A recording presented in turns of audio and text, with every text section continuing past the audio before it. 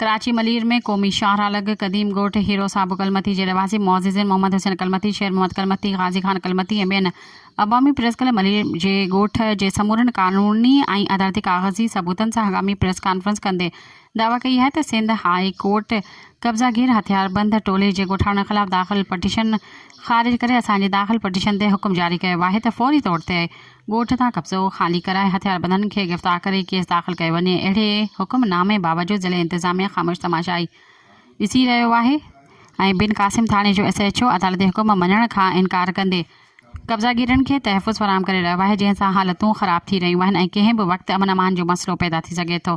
उन्हनि ॿुधायो त ॻोठ हीरो साहब कलमती ते हथियारबंदनि जो कब्ज़ो बरक़रार आहे। खेनि सघारनि माण्हुनि जी पुठभराई हासिल आहे।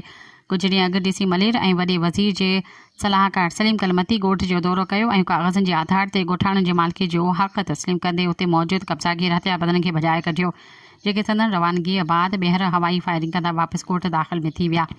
हुननि अफ़सोस जो इज़हार कंदे चयो त असां केवल लाॾायूं न आहियूं ऐं सदियुनि खां आबाद आहियूं। हिते असांजे अबनि ॾाॾनि खां हलड़ा पूरियल आहिनि। हथियारबंद कब्ज़ो करे ख़ूनारेज़ी करणु चाहिनि था। हुननि वज़ीर आला Sindh IG Sindh DG rangers Sindh high court जे चीफ जस्टिस खे अपील कंदे अदालती फ़ैसिलनि ते अमल कराए ॻोठ तां कब्ज़ो ख़ाली करायो वञे। सब्सक्राइब कयो अवामी न्यूज़ HD खे ऐं ताज़ा तरीन ख़बरुनि लाइ ॾिसंदा रहो अवामी न्यूज़ HD।